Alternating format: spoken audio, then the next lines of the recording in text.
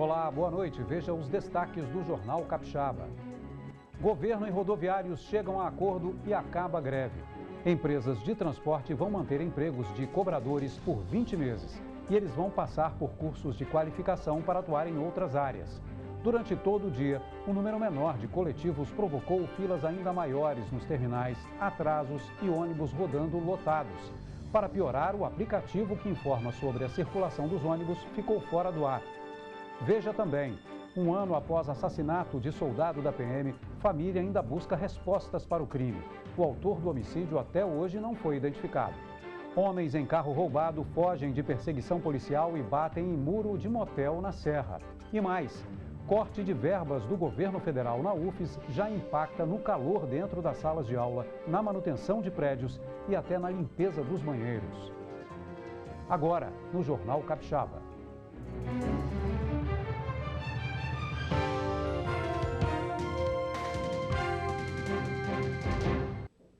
Após uma tarde inteira de negociação, governo, empresários e rodoviários chegaram a um acordo e a greve acabou. Toda a frota do Transcol já começou a voltar a circular normalmente. Segundo informações da Secretaria de Mobilidade e Infraestrutura, os ônibus com ar-condicionado começam a circular na próxima quinta-feira. Pelo acordo, as empresas ficam obrigadas a manter o emprego de cobradores por 20 meses. Eles vão passar por cursos de qualificação para atuar em outras áreas. Enquanto isso, vão auxiliar os usuários do novo sistema pelo período de até 3 meses. As empresas de transporte deverão apresentar um plano de demissão voluntária em um prazo de 60 dias. Na audiência de conciliação, também ficou definido que o governo vai oferecer CNH social para 1.000 cobradores. E antes desse acordo que colocou fim à greve dos rodoviários, o dia foi novamente de transtorno para os passageiros. Mesmo com a decisão judicial que obrigou o sindicato a colocar 75% dos ônibus do Transcol para rodar, nos terminais, o registro foi de longas filas, atrasos e coletivos lotados. No terminal de Carapina, na Serra, os 25% de ônibus que não rodaram fizeram falta, principalmente nos horários de pico. Pela manhã, as filas de muitas linhas, que já são grandes em dias normais, ficaram ainda maiores. Muitos passageiros reclamavam de atrasos e dos ônibus cheios. A gente vai chegar atrasado, muita gente vai chegar atrasado porque tem muito ônibus que não está fazendo a linha, né? Não adianta ficar aqui no terminal esperando o ônibus, tem muita fila, não dá. É melhor ir tentar pegar na pista, senão vai chegar muito tarde, tem que levar ele para a escola ainda. O ônibus está muito lotado, muito cheio. Aí para você pegar, para poder ir para onde você quer, tá difícil ainda. No terminal estava difícil embarcar e nos pontos também. Marcos tentava ir para o trabalho em Vila Velha. No primeiro ônibus que passou, não sobrou espaço nem nas escadas. Não deu para embarcar, né? Deu não, estava muito cheio ali, agora tem que pedir um carro aí para ir para o trabalho, né? Na segunda tentativa, Marcos correu entre os outros passageiros, mas quando se aproximou do ônibus lotado, o motorista arrancou com o veículo e saiu. Tá difícil, né? Tá difícil. Deu não, tá tudo cheio. Não dá, vai que pegar o aplicativo, como é que vai ser? Tem que chamar aqui o carro, né? Outros passageiros que estavam na mesma condição de Marcos também tiveram que ter paciência. Não tem como entrar. Veio lotado, parou. Você viu fora do ponto. No terminal de Itacibá, em Cariacica, os passageiros que precisavam dos ônibus que passavam nos bairros tiveram mais dificuldades com atrasos. Meia hora a mais. Meio complicado, né? Atrasa a vida de todo mundo. Com os ônibus passando fora do horário, o aplicativo Ônibus GV poderia ser um ótimo aliado para ajudar os passageiros a se dirigirem ao ponto no momento mais adequado. Mas poderia. Hoje, o aplicativo apresentou instabilidade e por muito tempo ficou fora do ar. O aplicativo estava fora do ar. Toda vez que eu tentava acessar, a primeira vez eu consegui, umas 7 horas da manhã. Eu consegui acessar e os ônibus assim, aparentavam estar no terminal ou na garagem, né? Ou lá no BR e tal. Mas não tinha nenhum no bairro, no caso. No bairro não aparecia. Aí depois, uma meia hora depois, tentei de novo. Aí ele ficou zerado. não estava funcionando mais. De acordo com as empresas de ônibus, o Sindicato dos Rodoviários não cumpriu com a decisão judicial que determinou a circulação de 75% da frota. Segundo a GV Bus, das 5 às 7 da manhã, o percentual de ônibus circulando variou entre 28% a 58%. E das 7 às 8 da manhã, apenas 67% dos ônibus circularam. O município mais afetado foi Vila Velha. Os rodoviários entraram em greve ontem. A categoria protesta contra a retirada de cobradores dos ônibus com ar-condicionado. Por enquanto, são 26 novos ônibus que aceitam pagamentos apenas no cartão GV. De acordo com a Secretaria Estadual de Mobilidade e Infraestrutura, a previsão de horário do aplicativo foi comprometida por conta da paralisação. Assim que a operação foi normalizada, o serviço voltará a funcionar normalmente. E quando greves como essa terminam, a população acaba nem se lembrando se o sindicato responsável pelo movimento foi multado e, muito menos, se chegou a pagar as multas estabelecidas pela Justiça. Pelas ruas encontramos opiniões divididas e dúvidas. Será que o Sindicato dos Rodoviários pagou as multas pelo descumprimento da ordem judicial durante as greves já realizadas? Eu acredito que não estão sendo pagas, né? Ontem mesmo meu filho estava comentando isso comigo, eu falei, infelizmente só fica nisso, né? A gente entende o lado deles da greve, mas a gente também sai prejudicado, né? Fica na dúvida, né? Tenho acompanhado só que eles estão sendo multados a cada dia, que eles não retornam com o que foi acordado. Agora, se estão pagando ou não, eu desconheço, na verdade. Eu não posso afirmar nem que sim, nem que não, mas tipo assim... Será que pagou? Fica uma dúvida na nossa mente. Apenas neste ano, a categoria realizou 7 manifestações entre os meses de janeiro e agosto. Só na primeira semana de julho, foram 3 atos contra a retirada dos cobradores dos novos ônibus do sistema Transcol com ar-condicionado. O advogado e professor de processo penal, Rivelino Amaral, esclarece que a greve é um direito garantido por lei, mas o descumprimento da ordem para rodar com 75% da frota é crime de desobediência. O abuso desse direito da greve, que está estabelecido na Constituição, pode gerar consequências também trazidas por uma lei, inclusive por crime de desobediência. O judiciário ele precisa se manifestar, como salvo engano já se manifestou, né?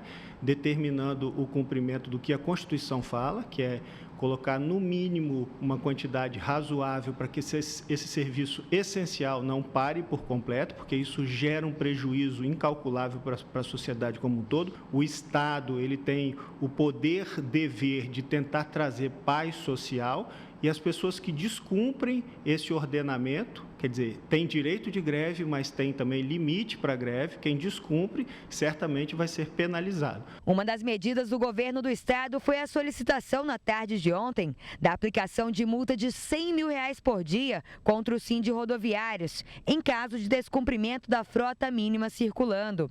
Rivelino explica que, nesses casos, o estado pode solicitar, mas é o juiz quem toma a decisão final. O juiz analisa se de fato é preciso tomar uma decisão drástica dessa natureza. Se ele entender que ele estabelece uma multa. O descumprimento dessa decisão judicial pode gerar, inclusive, uma investigação criminal, a instauração de um inquérito por crime de desobediência e também a aplicação dessa multa estabelecida pelo juiz, provocado pelo Estado. De quem que é o papel para cobrar essa multa? Do próprio judiciário. O judiciário tem mecanismos de efetivamente realizar a busca de patrimônio, de conta corrente, de valores em espécie, enfim, de quem efetivamente estiver causando esse problema para a sociedade. Procuramos o Tribunal Regional do Trabalho para saber quantos sindicatos já pagaram multa por descumprimento de ordens judiciais em casos de greve, mas não tivemos retorno. Uma perseguição policial terminou em acidente na Serra. Suspeitos de roubar um carro bateram com o veículo no muro de um motel enquanto tentavam fugir da PM. No bairro São Diogo, 4 pessoas foram presas. Imagens de uma câmera de segurança de uma casa mostram um carro branco sendo perseguido por uma viatura pelas ruas do bairro São Diogo 1, na Serra. A perseguição só terminou depois de um acidente. O motorista do veículo perdeu o controle e bateu no muro de um motel. Hoje foi possível ver melhor o estrago. O impacto da batida foi tão forte que toda a estrutura do muro atingido acabou indo abaixo. A perseguição ocorreu por volta das 10 horas da noite. Dentro do carro, que segundo a polícia tinha a restrição de furto e roubo, tinham 4 pessoas, 2 maiores de idade e 2 adolescentes. De acordo com a polícia, a perseguição começou depois de uma tentativa de assalto a estabelecimentos comerciais da região. Dentro do veículo, os policiais encontraram potes de doce que teriam sido roubados. Os suspeitos maiores de idade foram autuados em flagrante por roubo e corrupção de menores. Já os adolescentes vão responder por ato infracional análogo ao crime de roubo.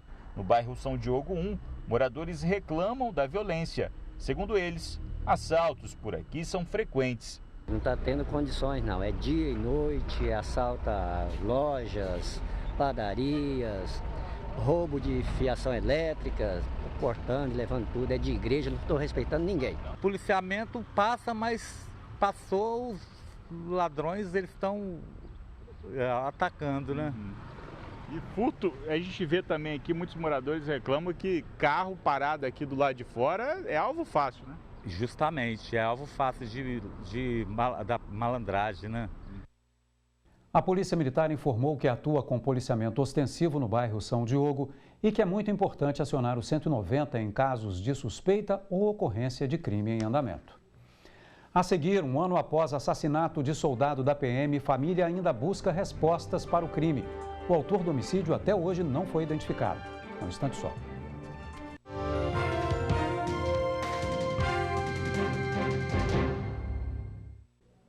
A Secretaria Estadual de Saúde confirmou o primeiro caso de sarampo no Espírito Santo. É de uma moradora de Cariacica de 19 anos que esteve em São Paulo. A jovem ficou em isolamento e passa bem. Todos que tiveram contato com ela foram vacinados. A vacina contra o sarampo está disponível em todas as unidades de saúde dos municípios para crianças a partir de 1 ano até pessoas com 49 anos. A boate Nuke Beach Club, que pegou fogo durante uma festa na madrugada do último domingo em Vila Velha, poderá ter o alvará de funcionamento cassado. De acordo com o Corpo de Bombeiros, no local foi encontrada uma série de irregularidades. A casa noturna não tinha alvará para o tipo de evento que estava acontecendo no momento do incêndio. A boate até possuía uma licença, mas para cada evento é preciso um novo pedido de vistoria e um novo alvará, de acordo com as características de cada show. O Corpo de Bombeiros informou ainda que os proprietários vão ser notificados. A empresa vai ter até 30 dias para apresentar defesa e pode ser multada em R$5.000. O incêndio que atingiu a casa noturna na madrugada de domingo deixou o estabelecimento completamente destruído, mas não houve feridos.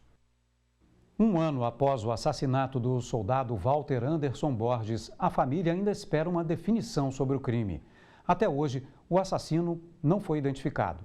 Para a mãe do PM, restam saudade e tristeza, mas também o orgulho do filho. A mãe do soldado Walter Anderson Borges da Silva chora ao ler a carta que escreveu para o filho quando ele passou num concurso da PM. Faça a da sua profissão um alicerce para que possa se tornar cada vez um melhor homem, um homem de valor, trabalhador, honesto, responsável, fiel, dedicado. Denise guarda com carinho de mãe cada premiação e título recebidos pelo jovem, que integrava a Força Especial da Polícia Militar do Espírito Santo. Um ano depois da morte do soldado Borges, ela chora por não saber por que o filho foi morto. Então, o que aconteceu com meu filho? Quem fez isso com ele? Por que fez isso com ele? Eu acho assim, um desrespeito, vamos falar, do Estado. Do Estado que eu digo assim, a polícia envolvida tudo, porque meu filho é um cidadão, primeiramente, né? Uma pessoa, todo mundo tem que ter o respeito como pessoa. Segundo, era um funcionário da segurança pública do Estado, né? Então, acho que é o mínimo é descobrir quem fez isso e punir. O crime aconteceu quando o soldado saiu de uma festa de aniversário, onde estava com a namorada, naquela época grávida de 8 meses, e foi no carro buscar uma camisa. Segundo os familiares, Walter foi abordado e recebeu 2 tiros, um nas costas e outro nas costelas, que perfurou alguns órgãos.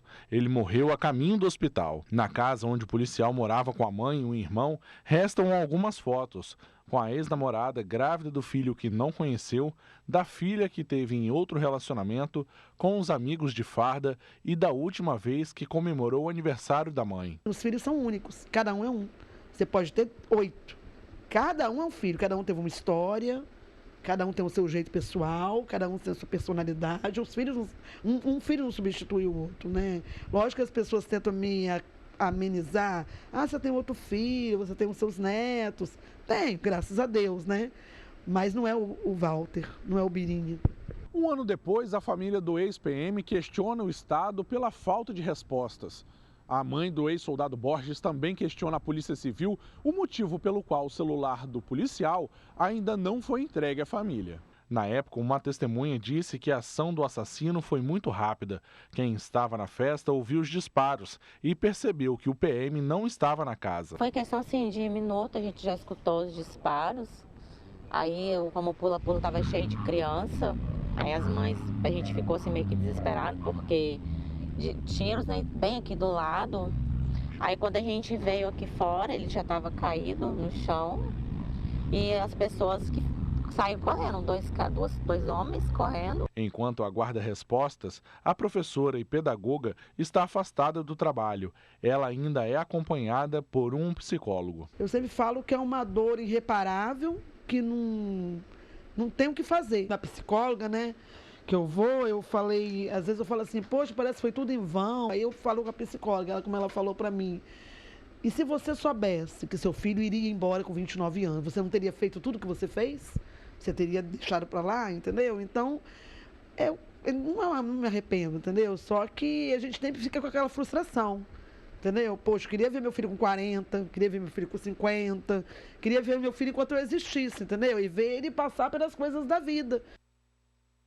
A Polícia Civil informou que o caso segue sob investigação da Delegacia de Homicídios e Proteção à Pessoa de Vila Velha. Até o momento, o autor do crime não foi identificado. Sobre o celular não ter sido entregue até hoje, a Polícia Civil disse que outras informações não serão divulgadas para não atrapalhar a apuração do caso. Veja no próximo bloco. UFES adota medidas para cortar despesas. Entre as ações estão a redução da frequência de limpeza em salas de aula e banheiros e o desligamento do ar-condicionado. A gente volta já.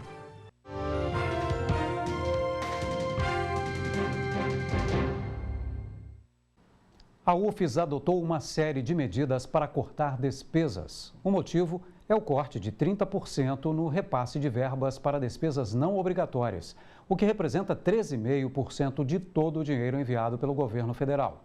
Entre as ações estão a redução da frequência de limpeza em salas de aulas e banheiros e o desligamento do ar-condicionado em quase todos os espaços da universidade.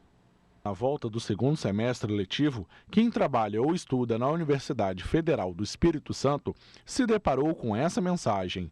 Ela traz algumas das medidas de contenção de despesas adotadas pela administração da universidade. Uma delas é o corte da utilização dos aparelhos de ar-condicionado, que só serão mantidos em ambientes sem janela e em alguns laboratórios. Já tinha algumas salas que não tinham ar-condicionado funcionando, então a gente sentia muito calor. E não tinha uma produção muito boa em aula por causa dessas dificuldades e agora é mais preocupante ainda. E ainda mais com esse calor que vai fazendo, atrapalha a gente, né? Atrapalha a mente, então é bem chato. Isso de alguma maneira tira a motivação? A gente tenta se esforçar ao máximo para não deixar isso levar em conta, mas acaba que tira um pouco a motivação, sim. Também haverá cortes em um item fundamental, a limpeza. Ela será feita com menos frequência nas salas de aula e até nos banheiros. A manutenção dos prédios fica restrita a casos emergenciais. Outra medida é o envio apenas de correspondências oficiais das pró-reitorias. A administração da UFES diz que desde maio vem estudando novas formas de reduzir custos após um anúncio de corte de 30% de verbas pelo governo federal. Medidas que foram informadas aos estudantes e servidores por meio de redes sociais. Disse ainda que as ações estão sendo adotadas para manter as atividades de pesquisa e extensão. Para esse professor, quem perde não são os alunos, servidores ou professores. A sociedade brasileira como um todo está perdendo, porque é um país que quer desenvolver, que não tem educação como prioridade, não vai a lugar nenhum. Felizmente, muito equivocado o governo, que está colocando o professor como vilão e, na realidade, esse não é a questão. Acho que se a gente não tiver uma educação pública de qualidade voltada para o desenvolvimento da ciência e da tecnologia, pouca esperança tem para o futuro do Brasil. E mais uma vez, estudantes e professores do Instituto Federal e da UFES fizeram manifestação contra cortes de verbas da educação pública. A concentração aconteceu no final da tarde em 3 pontos diferentes. Os manifestantes seguiram em passeata até a Assembleia Legislativa em Vitória. E o Jornal Capixaba termina aqui. Fique agora com o Jornal da Band. Obrigado pela sua audiência, uma boa noite e até amanhã.